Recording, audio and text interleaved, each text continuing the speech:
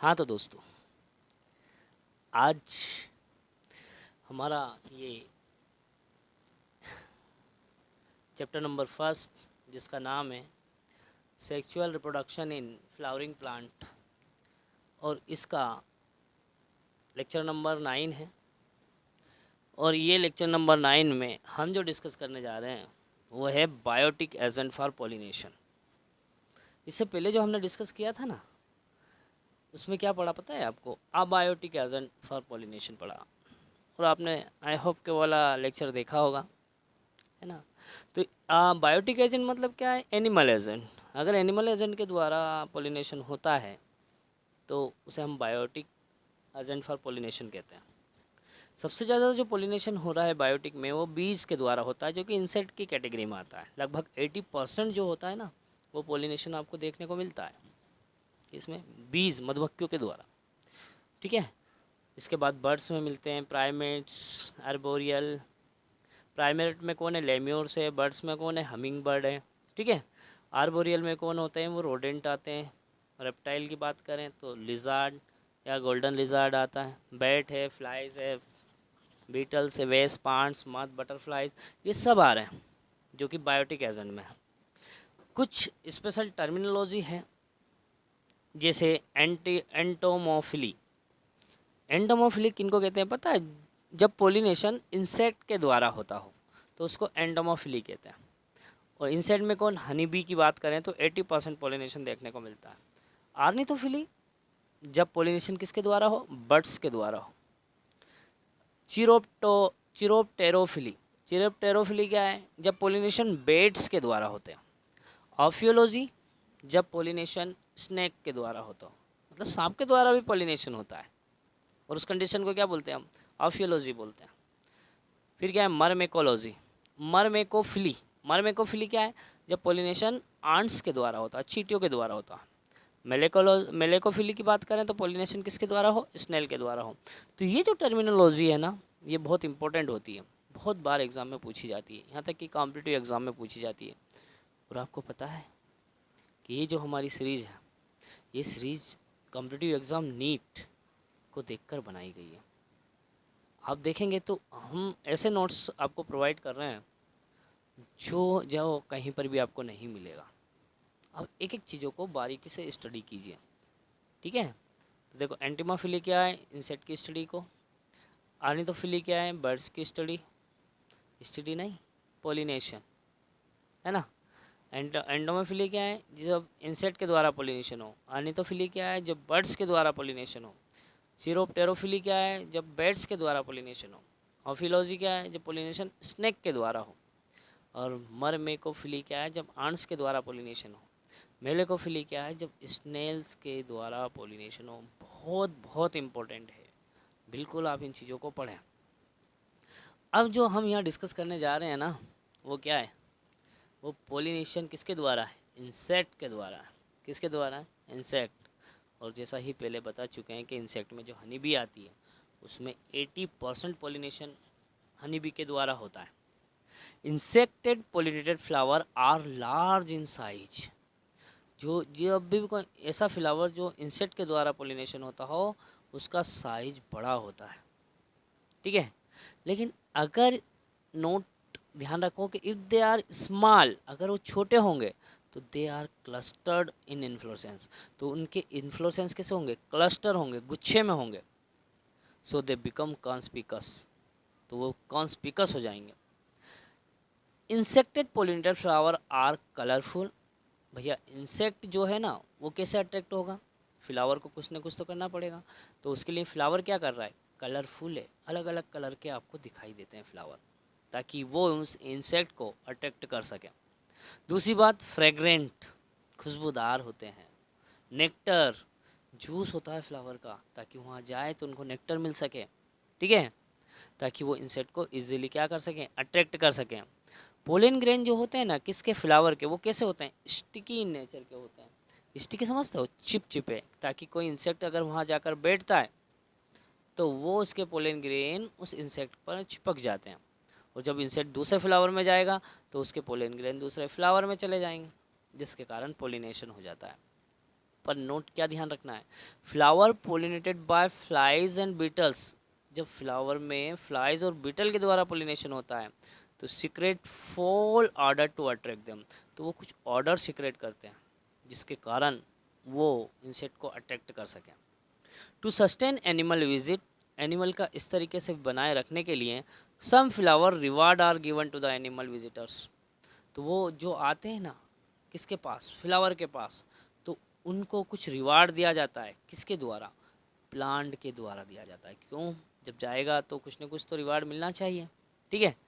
तो क्या दिया जाता है रिवार्ड में, देखो आप, these floral reward are in form of pollen and nectar. ये जो रिवार्ड होते हैं ना, ये पोलेन और नेक्टर के फॉर्म में होते हैं। जब कोई एनिमल किसी प्लांट के पास जाता है तो बदले में प्लांट उसको रिवार्ड प्रोवाइड करता है। जैसे ही वो उस फ्लावर के कांटेक्ट में आता है तो उस प्लांट का जो एंथर है या फिर जो स्टिग्मा है वो क्या करेंगे, during this act the sticky pollen grain will attach to animal visitor. मतलब वो एनिमल गया, तो एनिमल गया तो क्या हुआ, उस फ्लावर का जो प्लांट है जिसका पोलन ग्रेन है वो एनिमल विजिटर से अटैच हो जाता है। और जब वो फीमेल फ्लावर के पास जाता है तो उसका जो स्टिग्मा है वो स्टिकी नेचर का होता है, वो उस पोलन ग्रेन को क्या कर लेगा, अटैच कर लेगा।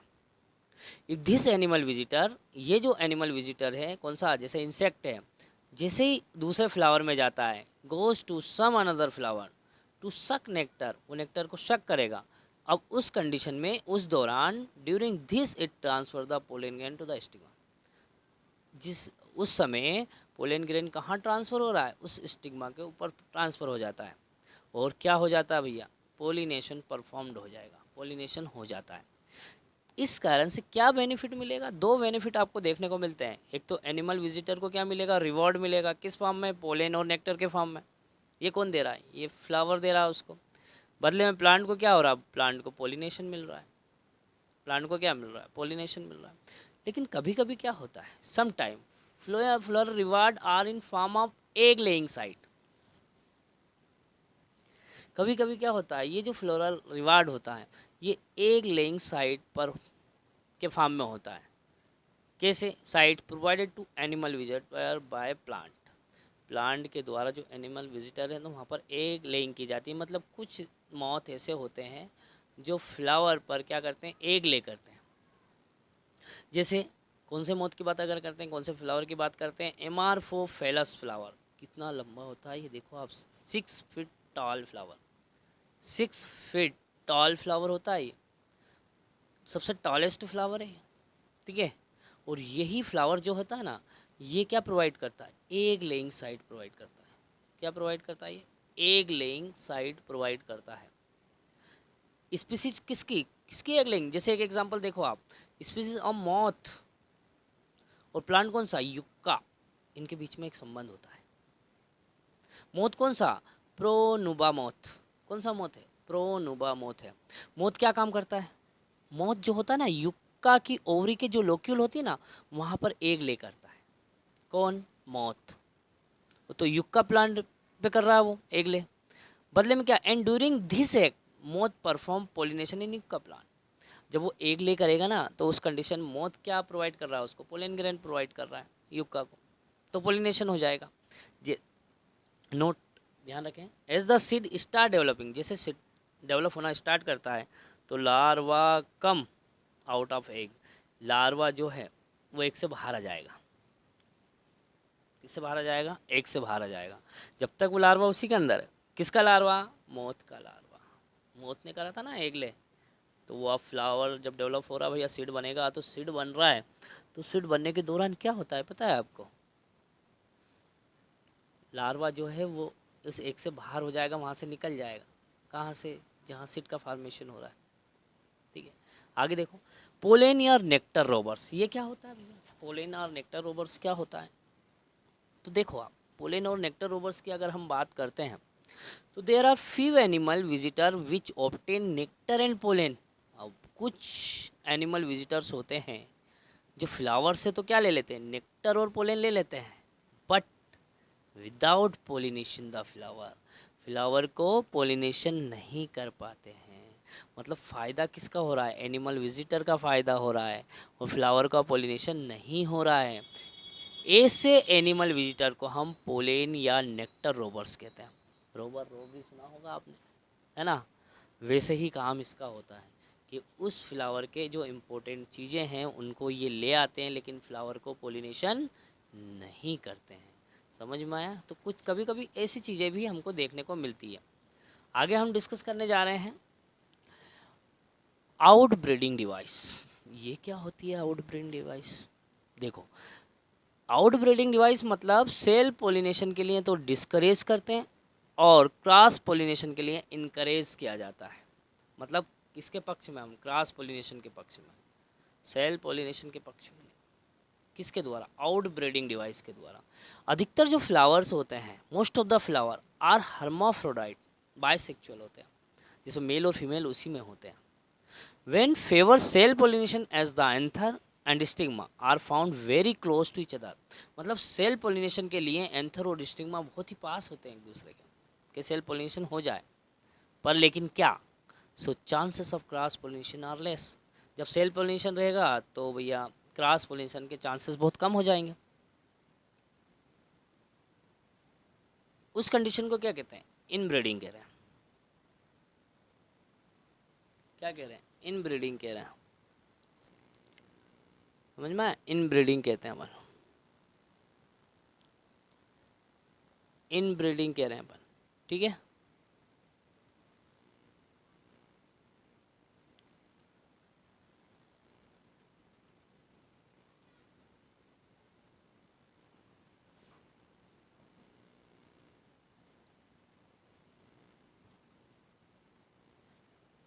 इनब्रीडिंग कह रहे हैं अपन। ठीक है। आगे देखो, regular self pollination cause inbreeding depression. लगातार अगर सेल पोलिनेशन होगा ना तो इनब्रीडिंग डिप्रेशन होगा। मतलब इनब्रीडिंग डिप्रेशन मतलब new character,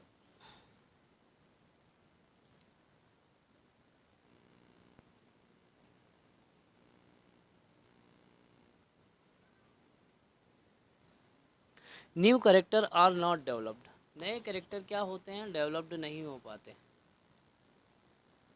new character developed नहीं हो पाते अगर लगातार सेल पोलिनेशन होगा तो कैसा हो जाएगा? इनब्रीडिंग डिप्रेशन में आ जाएगा। इनब्रीडिंग डिप्रेशन समझते हैं ना। फिर नए करेक्टर आ नहीं पाएंगे तो क्या ज़रूरत है अपने को? क्रॉस पोलिनेशन ज़्यादा ज़रूरी है।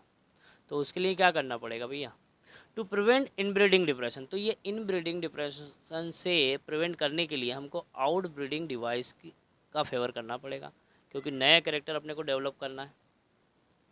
तो अब हम आउट ब्रीडिंग डिवाइस की ज़रूरत पड़ती है। जैसे pollen release and stigma receptivity are not synchronized. Synchronized मतलब ये किस फेवर में? सिंक्रोनाइज्ड। नॉट सिंक्रोनाइज्ड मतलब ये होता है कि अगर फ्लावर बाइसेक्सुअल है तो वो सेल पोलिनेशन ना होकर क्रॉस पोलिनेशन हो। सेल पोलिनेशन ना होकर क्या हो? क्रॉस पोलिनेशन हो। लेकिन कुछ केसेस की बात अगर करते हैं हम, in few cases pollen grain are release much before the stigma become receptivity. Pollen कब रिलीज हो जाए? स्टिग्मा के मैच्योर होने से पहले। In few cases pollen grain are release much before the stigma become receptive, मतलब मैच्योर होने से पहले। या फिर in few cases stigma become receptive much earlier than the pollen are released, मतलब या फिर स्टिग्मा पहले मैच्योर हो जाए पोलन से पहले। तो हम यहाँ क्या लेते हैं? Here autogamy is prevented. Self pollination क्या प्रिवेंटेड कर देते हैं हम यहाँ पर। आगे देखो, anther and stigma place the different position. हम पहले पढ़ चुके हैं हेटेरो स्टाइल को, जिसमें एंथर और स्टिग्मा अलग अलग पोजीशन में रहते हैं। It will also favour cross pollination bisect. तो ये बाइसेक्चुअल फ्लावर में क्या शो करते हैं? क्रॉस पोलिनेशन करते हैं। देखो यहाँ पर देखें, इसमें स्टेमन क्या है? लॉन्ग है, फिलामेंट लॉन्ग है, लेकिन कार्पेल शॉर्ट हो जाता है। स्टाइल शॉर्ट मतलब हेटेरो स्टाइल की बात कर रहे हैं अपन, स्टाइल शॉर्ट है। लेकिन यहाँ देखें आप, स्टाइल लॉन्ग हो जाएगा, स्टेमन छोटा हो जाएगा। तो यहाँ से अब ये पोलन ग्रेन तो इस पर जा नहीं पाएंगे, ठीक है। और यहाँ से पोलन ग्रेन इजीली नहीं आ पाएंगे, किसी के थ्रू ही आएंगे, तो क्रॉस पोलिनेशन होगा, ठीक है। थर्ड आता है अपना सेल्फ इनकम्पेटिबिलिटी। ये क्या करते हैं? ये भी प्रिवेंट करते हैं किसको? इनब्रीडिंग को। ये भी एक आउट ब्रीडिंग डिवाइस का ही काम कर रहा है। ये क्या काम कर रहा है? इट प्रमोट्स क्रॉस पोलिनेशन, ये क्रॉस पोलिनेशन को प्रमोट करते हैं। Some time in a बायसेक्चुअल flower, कभी कभी क्या होता है bisexual flower, the pollen grain of same flower not able to germinate on the stigma. कभी कभी क्या होता है कि जो पोलन ग्रेन होता है ना, वो स्टिग्मा, स्टिग्मा कौन सा ये, अब यहाँ पोलन ग्रेन तो आ गया, लेकिन इस पोलन ग्रेन यहाँ पर कैपेबल है ही नहीं, जर्मिनेट नहीं हो पाएगा। जब जर्मिनेट नहीं हो पाएगा तो यहाँ पोलन ट्यूब फॉर्म नहीं हो पाएगी। जब पोलन ट्यूब फॉर्म नहीं हो पाएगी तो यहाँ पोलिनेशन ही नहीं होगा। ठीक है, तो उसे ही तो हम सेल्फ इनकम्पेटिबिलिटी बोलते हैं। इनकम्पेटिबिलिटी मतलब क्या? अयोग्य, मतलब वो इतना कैपेबल नहीं है कि वो यहाँ पर जर्मिनेट कर पाए। तो जो pollen grain of same flower है और not able to germinate on the stigma, stigma पर जर्मिनेट नहीं हो पाता है, ये कंडीशन जो है वो सेल्फ इनकम्पेटिबिलिटी कहलाती है। ये दिया हुआ है, देखो यहाँ इससे आ गया, स्टेमन से पोलन ग्रेन आ चुके हैं स्टिग्मा पर वो अब कैपेबल ही नहीं है, यहाँ जर्मिनेट ही नहीं हो पा रहे हैं, है बाइसेक्चुअल फ्लावर ही है। फोर्थ देखो आप, production of unisexual flower, unisexual flower का प्रोडक्शन करके क्रॉस पोलिनेशन करवा सकते हैं। ये यूनिसेक्सुअल फ्लावर है आइदर स्टेमन और कार्पल। यूनिसेक्सुअल फ्लावर मतलब क्या? या तो उसमें एक स्टेमन होगा, या तो मेल पार्ट होगा या फीमेल पार्ट होगा। जब मेल पार्ट और फीमेल पार्ट दोनों अलग अलग होते हैं तब भी क्रॉस पोलिनेशन होते हैं। तो ऐसी कंडीशन जिसमें मेल और फीमेल दोनों अलग अलग हो उसे बोला जाता है ना मोनोसियस प्लांट। क्या बोला जाता है? Monoecious plant. Flower of different sex found on same plant, अलग अलग सेम प्लांट पर ही अलग अलग सेक्स, उसके अलग अलग पार्ट पाए जाते हैं, अलग अलग सेक्स फ्लावर पाए जाते हैं। जैसे ये सेम प्लांट है तो ये जो पार्ट ऊपर वाला जो है ये मेल फ्लावर है, नीचे वाला जो है फीमेल फ्लावर है। ठीक है, एग्जाम्पल कैस्टर एंड मैच की बात करते हैं तो ये ऑटोगेमी को प्रिवेंट कर रहे हैं, जियोटोनोगेमी को नहीं कर रहे हैं, ऑटोगेमी को। हम ये बात कर चुके हैं जियोटोनोगेमी और ऑटोगेमी की। फिर आता है सेकंड नंबर हमारा डायसियस प्लांट। डायसियस प्लांट में क्या आता है? Flower of different sexes found on two different plant. अलग अलग प्लांट में अलग अलग फ्लावर पाए जाते हैं। जैसे एक प्लांट में मेल है तो दूसरे प्लांट में फीमेल है। एग्जाम्पल क्या आ गया? पापाया, पपीते वाले में। ये देखो ये ए कोई अलग प्लांट है, ये बी कोई अलग प्लांट है। तो ए वाले को हम मेल फ्लावर बोलते हैं, बी वाले को हम फीमेल प्लांट बोलते हैं। तो ए से लेकर बी तक अगर पोलन ग्रेन जा रहा है तो ये क्रॉस पोलिनेशन होगा। ठीक है, मतलब सेल्फ पोलिनेशन नहीं हो पाएगा। फिर भी ये क्या करते हैं? ये प्रिवेंट करते हैं ऑटोगेमी को एंड जियोटोनोगेमी को। तो समझ में आया आपको डायसियस प्लांट क्या होता है, मोनोसियस प्लांट क्या होता है? ये बायोटिक एजेंट हमने डिस्कस किया। ठीक है, तो ये था हमारा इस लेक्चर नंबर 9। अभी और लेक्चर आएंगे हमारे इस चैप्टर में। ठीक है, अगर इस चैप्टर को आपको अच्छे से समझना है, पूरा देखना है, तो नेक्स्ट लेक्चर का भी इंतज़ार कीजिए। पर डे हर एक लेक्चर हम अपलोड करते हैं। पर एक और बात, जब आप लेक्चर देखते हैं तो अपने कमेंट्स भी कीजिए ताकि हमको ये पता चले कि आपको क्या समझ में आ रहा है और कहाँ दिक्कत हो रही है। और अगर लेक्चर अच्छा है तो इसको प्रमोट भी कीजिए, दूसरे को बताइए भी, शेयर भी कीजिए, लाइक भी कीजिए, है ना, जिससे क्या होगा दूसरे लोगों तक भी ये लेक्चर मिल सके। और ये पूरी चीज़ें हम यूट्यूब पे कर रहे हैं, पूरी फ्री है। और आपको कंटिन्यू में कभी कहीं कोई लेक्चर ये नहीं मिलेगा, पूरे चैप्टर का आपको 1 बाय 1 हमें लेक्चर प्रोवाइड कर रहे हैं। तो आई होप कि ये चीज़ें आपको समझ में आ रही होगी। ठीक है, आज के लिए इतना ही। Thank you very much.